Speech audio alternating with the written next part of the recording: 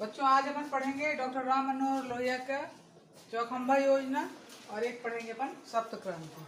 ठीक है, इसके अंतर्गत अपन को ये देखना है कि ये जो चौखंबा शासन है 4 पिलर कहलाता है। चौखंबा इससे चौखंबा शब्द बोला जा रहा है, मतलब 4 खंबे इसमें हैं, उसको 4 पिलर बोला जा रहा है। ठीक है, कोई भी विचारक यदि किसी सिद्धांत का वो निर्माण करता है तो निश्चित रूप से वो कोई ना कोई किताब लिखता है, किताब में ही अपने उस सिद्धांत का वर्णन करता है। ठीक है, उन्होंने एक किताब लिखी एस्पेक्ट्स ऑफ सोशलिस्ट पॉलिसी, ये उन्होंने 1952 में लिखी और इसी किताब में उन्होंने चौखंबा शासन के बारे में उन्होंने बताया है। चौखंबा जैसा इसके नाम से स्पष्ट है, 4 खंबे इसमें हैं। अब कौन कौन से खंबे हैं ये अपन को देखना है। पहला है ग्राम, फिर है मंडल, राज्य या प्रांत या केंद्र सरकार। ठीक है, मतलब ऐसा शासन व्यवस्था जिसको 4 भागों में बांटा जाएगा, केंद्र शासन, राज्य शासन, मंडल शासन और ग्राम शासन। मैंने इसलिए सबसे पहले ग्राम बताया था क्योंकि लोहिया जी का कहना है कि लोकतंत्र में शासन की जो शक्ति है वो नीचे से ऊपर आनी चाहिए। ठीक है, देखिए आप जब लोक प्रशासन पढ़ते हैं तो लोक प्रशासन में आप देखते हैं पद सोपान व्यवस्था में आदेश हमेशा ऊपर से आते हैं और क्रियान्वयन नीचे से होता है। सत्ता का जो आदेश होता है वो ऊपर से होता है और जो क्रियान्वयन होता है वो नीचे से होता है। ये होता है लोक प्रशासन की पद सोपान व्यवस्था में। ठीक है, यहाँ उन्होंने क्या कहा है कि जो शासन और शक्ति का जो आधार है वो होना चाहिए ग्राम से, ग्राम से ये मंडल में जाना चाहिए, मंडल से ये राज्य में जाना चाहिए और राज्य व्यवस्था से ये केंद्र शासन व्यवस्था में जाना चाहिए। जिसका भी मोबाइल बज रहा है क्लास से बाहर निकल जाए, बाहर जाइए, बाहर निकलिए क्लास से पहले, चलिए। ठीक है, और जब भी आप लोग क्लास में बैठिए तो अपना मोबाइल ऑफ करके बैठिए या साइलेंट में करके बैठिए। ठीक है, देखिए अपन ये देख रहे थे कि जब ये जो 4 पिलर यानी खंबे होते हैं, पिलर जैसे अपन जो आधारशिला होती है उसका उन्होंने देखा। तो किसी भी शासन व्यवस्था की आधारशिला में 4 आधार बताए गए हैं, ग्राम पंचायत, उसका मंडल, उसके ऊपर का आधार, फिर राज्य है और फिर केंद्र सरकार है। इन्होंने केंद्रीय शासन व्यवस्था के अंतर्गत उन्होंने कहा कि वो संघात्मक शासन के तो समर्थक थे, परंतु उन्होंने कहा यदि संघात्मक शासन में शक्तियों का वितरण यदि सही तरीके से नहीं किया गया है तो उन्होंने ऐसे शासन का विरोध किया है। क्लियर, ये इनकी है चौखंबा योजना। उसमें ये देखा उन्होंने ये कैसे चलेगी। जैसे मान लीजिए ये जो राज्य की जो सशस्त्र सेना होती है उसका आधार जो क्रियान्वयन होगा किसके पास जाएगा, वो केंद्र सरकार के पास जाएगा। ठीक है, अब ये देखा ये जो सशस्त्र पुलिस है इनको कौन कंट्रोल करेगा, इनको प्रांतीय शासन कंट्रोल करेगी। ठीक, और ये जो अन्य पुलिस है इनको मंडल करेगी। तो कहने का मतलब ये है कि शक्तियों का वितरण भी होगा और शक्तियों का इंटरकनेक्ट जो होगा वो इस शासन व्यवस्था के अंतर्गत होगा। और इन्होंने ऐसी शासन की व्यवस्था की स्थापना क्यों की है, उनका कहना है क्योंकि देखिए मैंने आपको जब पहले दिन इनकी क्लास में पढ़ाया था आपको कि समाजवादी चिंतक ये कहलाते हैं और समाजवादी में चाहे वो शक्ति हो, सत्ता हो, उनका जो वितरण है समाज में होना चाहिए बराबर। अब चूंकि इन्होंने जब ग्राम सभा वाली बात करते हैं ये इसमें चौखंबा शासन की, तो उनका कहना है कि ऐसी शासन व्यवस्था हम इसलिए दे रहे हैं ताकि व्यक्ति में सचेतना की भावना जागृत हो और व्यक्ति अपना ये कार्य आसानी से कर सके। ठीक है, तो ये तो हो गई चौखंबा योजना। अब इसका उद्देश्य क्या है, तो इसका किस योजना का उद्देश्य, चौखंबा शासन योजना का उद्देश्य ये है कि व्यक्ति को राजनीतिक, सांस्कृतिक और जो आर्थिक आधार है, आर्थिक स्वतंत्रता है, वो व्यक्ति को मिलनी चाहिए। और ये जो 4 पिलर है, 4 पिलर का कहने का मतलब है इन चारों आधारों में शक्ति और सत्ता का वितरण इन चारों खंभों में होना चाहिए। 4 खंभे यानी 4 पिलर, इन चारों में शक्ति और सत्ता का वितरण होना चाहिए और आपस में इंटरकनेक्ट भी होना चाहिए ताकि ये शासन व्यवस्था, संघात्मक शासन व्यवस्था ये चल सके। ठीक है, ये चौखंबा योजना आपको समझ में आई।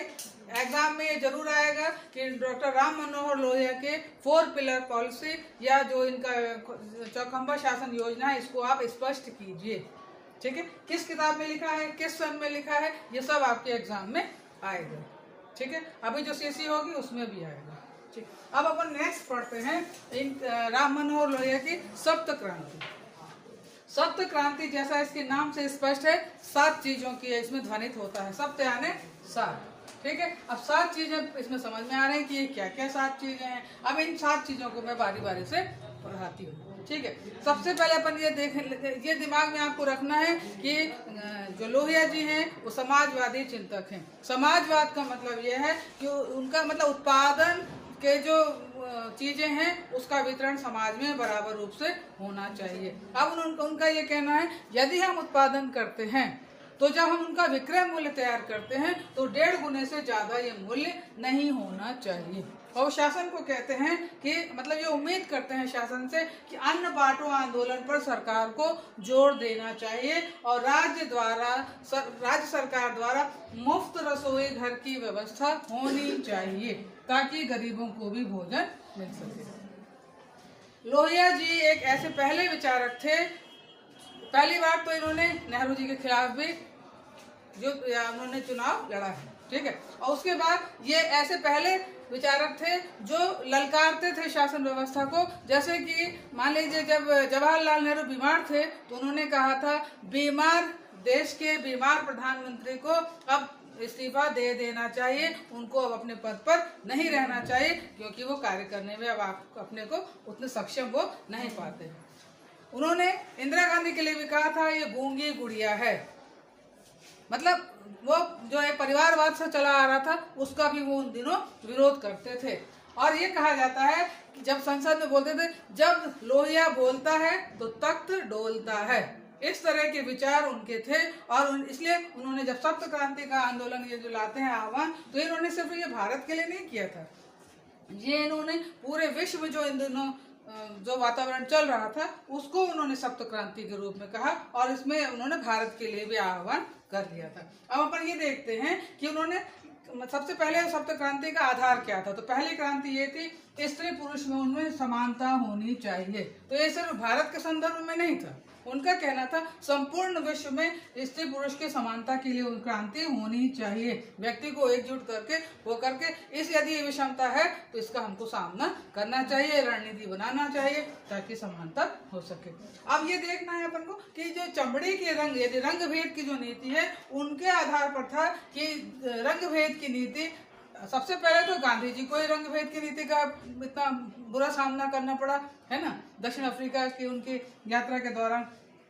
तो तब से जो विरोध चला आ रहा है उनका कहना था राजकीय, आर्थिक और ये जो दिमागी असमानता व्यक्ति के मन में जो रहती है उस आधार पर वो रंग भेद की नीति करता है, हमको इसके विरुद्ध क्रांति करनी चाहिए, ठीक है।